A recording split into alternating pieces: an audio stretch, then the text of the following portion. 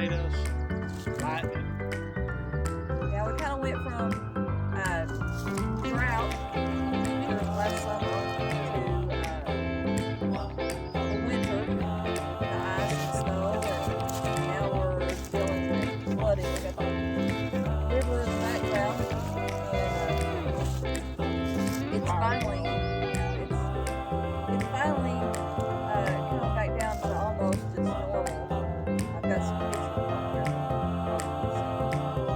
y'all can see, but we have not started the house yet. Yeah, but we've been doing some shopping, window shopping, air conditioner shopping, heat and air, and thinking about spending money, and whew, this thought scares me to death. But there's a couple of things that we have actually went and priced. We're cheaping out on our windows, our single heat and air system, the inverter system. So that's the plan anyway. Cost is a little more, but in the long run, it'll save us in the end. Utilities will be cheaper, hopefully. Just a new technology, uh, which is, I think, beneficial in this case. But Yeah, we decided to spend money up front instead of having to spend money throughout our lifetime, what is left of it, and electric bill being higher, hopefully we'll take care of our children and grandchildren also because we want to look out for them too. yeah, hopefully it'll last that long. Yeah. So we have you know that we've already got the foundation done. We've got our well in. It's not completed yet.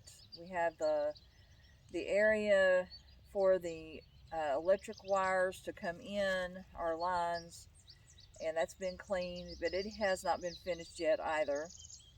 We've talked to our builder who is planning on getting started in August, and that is if he don't leave us.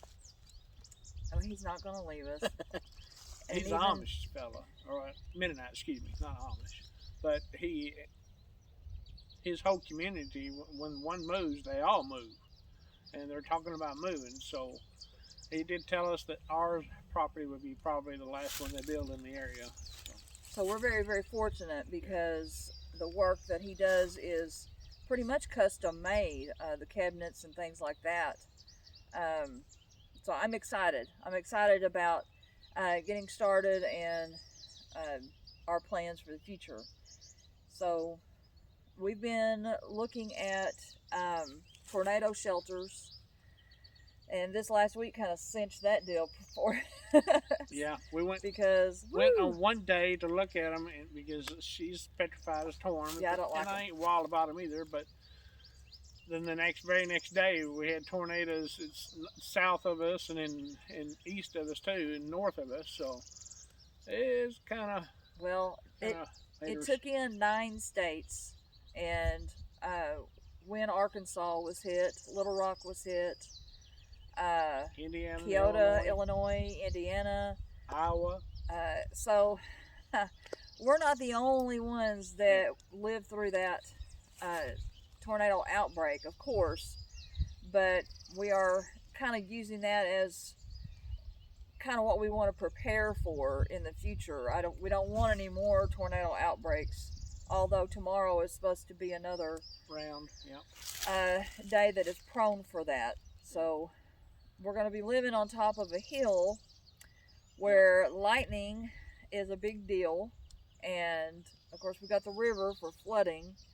So we've got some issues that we're trying to kind of balance out, and we decided on a 4x6 tornado shelter that is custom built to go in the concrete. So basically, when we pour the concrete for the foundation, they'll bolt this to the top of it. They will bolt it every 12 inches into the concrete, and then we'll build the house around the shelter.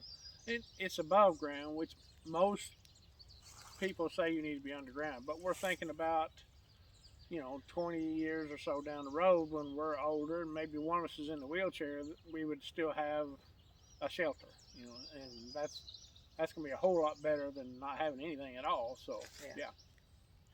I'm doing so much better climbing stairs and things like that. But as you said, you know, the promise for the future, when you're 80 years old, you don't want to be climbing up and down stairs.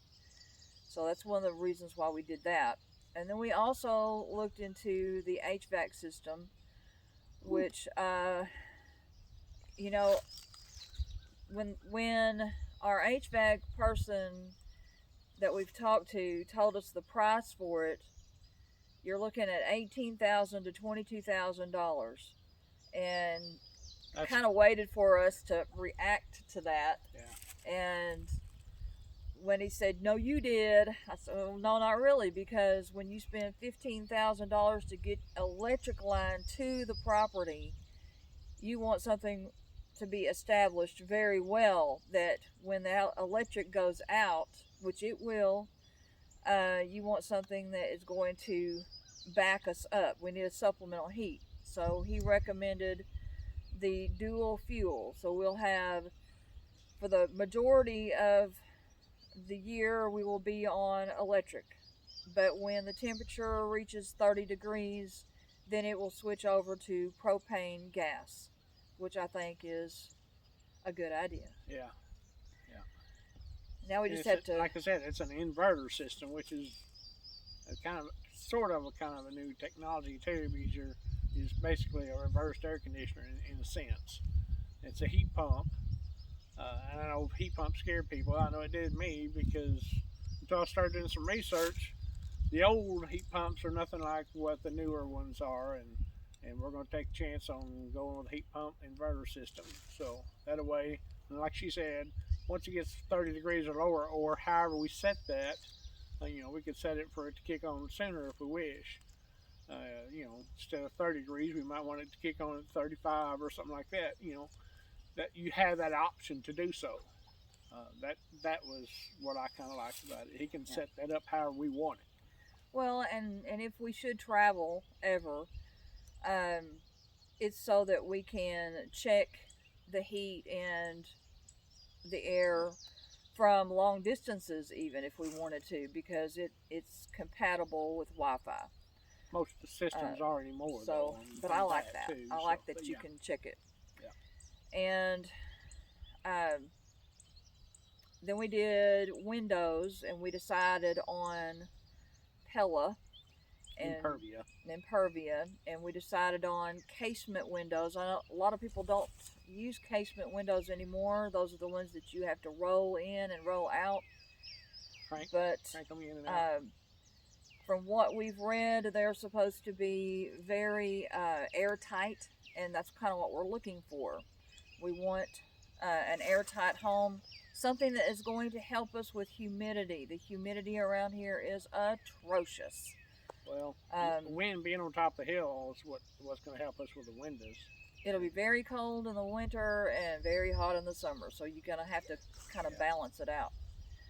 But so those are some of the things that we've been dealing with. Also, I haven't put anything out in the past couple weeks because I've been having trouble seeing. I had to have a contact bandage on my right eye, and I didn't have much peripheral vision at that time. So. And just so you know, I didn't hit her. No, actually, this happened about 26, 27 years ago when our son was very little, and I was changing his diaper, and he kicked, and when he kicked, his toenail went into my eye, and it tore my cornea.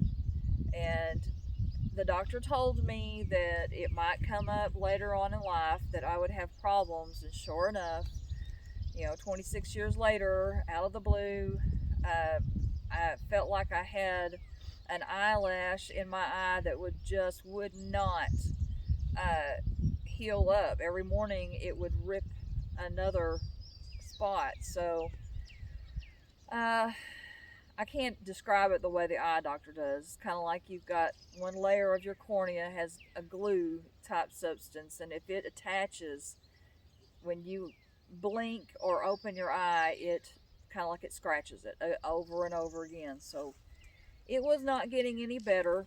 I had to have some steroids and some eye drops to kind of help lubricate it and get it to stick back down again. And we're really hoping that I'm on the mend so that we can get to going again with our videos, because we want to video and kind of vlog our experience with the house build so that we can look back on it later and See how, enjoy it. how we screwed up. No. Well, maybe. I don't Yeah, know. maybe that, and maybe how we could have done things different. But it's also information for people to know. Yeah. So This is how you're gonna we've learn learned. from our experiences, like or good. We've learned from other folks.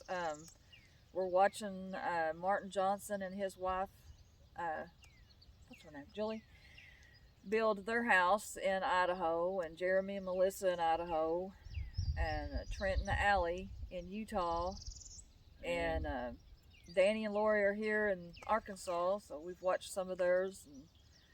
And some really nice folks that are putting their information out on YouTube. We so appreciate that, because it helps Inspires us to people. learn. Yeah. Yeah. We want to learn.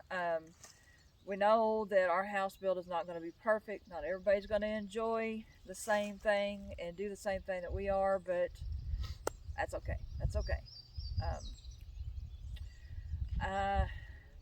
You probably saw the donkeys. We still have the donkeys on the farm. They greeted us this morning and came right up to me, so that was kind of sweet.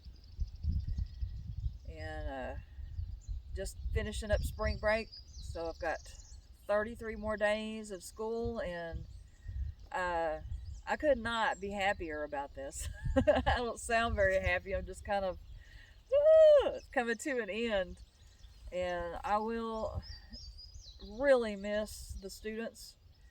They're my favorite part. I think as a teacher, that's pretty normal, and but I'm ready to close that chapter of my life and get started right here and enjoy the farm, listening to the birds, watching the river, going fishing. I can't wait to go fishing. And make sure she keeps me in line. So. Oh, he's pretty well trained. But so some of the things that we've got coming up, we're gonna finish up with the windows and the HVAC and get all this going, and the next big thing will probably be our concrete and getting the foundation put in there. Which won't be till August, so we got a while to wait. Here it is, 1st of April, so you know it'll be here before you know it. Though that's the reason why we've been kind of doing some pricing around. So it's gonna happen. Yeah. Ain't no bars hold now. We're too much invested in it to quit now. So not that we were gonna quit. No. Well, we can't. I mean, we sold our home. We're not homeless by any Yeah, we are. stretch, but We're homeless. We don't have a home. A home that We're we renting. have that is ours. No, we do not. But We're renting for the price of taking care of the place and keeping an eye on nephews or nephew-in-law, however you want to say that. He's still a nephew. I claim him whether he claims me or not. So we're enjoying being there. yes, yeah. Because It's kind of giving us a foretaste of what's to come, because it's windy there too. So it's close to everything. Oh, I'm gonna really miss that. My Yeah. mom asked me what I was gonna miss the most, and I said Domino's. Delivery. Because we don't have delivery Well, out there. We still have to stop, but it's still close by. Yeah. The closest pizza place is 15 miles away. So, but there's an Amish store or a Mennonite store up the road 5 miles, but they don't do pizza. So, No, but we're learning. They've got different kind of sandwiches and hamburgers. yeah. And I'm gonna have on here another spot that we ate at called the Grab and Go, and On the square there in Pocahontas. yes, and it's the chef there. Can't remember. I think it's DJ. Anyway, he came from New Orleans, and when you walk into the Grab and Go, you're going to see the purples and the golds and the New the Orleans Mardi Gras vibe. beads and things like that. It's kind of special. They have salads that are already ready with shrimp, awesome. And we tried the hot plate. You're going to see a plate of lasagna and chicken fried steak and corn. All that in one plate. It was huge. I couldn't eat it all. So it was really good. It was. So if you're Who ever in would've thought? Pocahontas, Who would have thought though, lasagna and chicken fried steak together? yeah, I It was just actually was pretty good. I told the lady there, I said, I just want the lasagna. She goes, well, it kind of all comes together. Oh, okay. So, but if you're ever on the square in Pocahontas and want to try something new, I recommend the Grab and Go. And I've got a picture of what it looks like on here too. So, and we've been going different places. The last video we went to Old Davisonville. And I remember going there when I was 16 and I had a cousin that was there with us, Christy, and her little sister, Sarah. And that's where my grandmother and her stepsisters, they would all meet at the Old Davisonville Park, and we would get to see each other every once in a while. But so that place has some good memories, and they have added several different things to the Old Davisonville Park since that time. They used to have paddle boats. I didn't see any paddle boats there this time, but it was very cold, so they probably didn't have them out. And they have you can see the structure of the buildings where the church was and some of the old frontier town, because that's what they're doing. They are keeping up with the very first town that was in this area, Old Davisonville. So if you get a chance to see that, it's on Highway 62. You can't miss the signs, and I recommend that too. Yeah. Okay.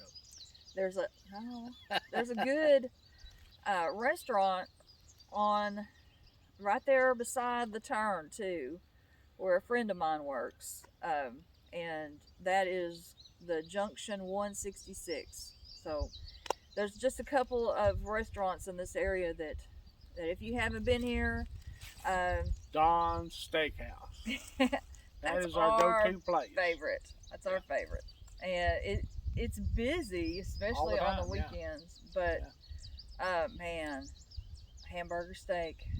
Cannot beat that. You go to a steakhouse, you don't order a hamburger steak. But she well, does. I love it. I order steak. I get an 8-ounce steak, and it's a big 8-ounce steak.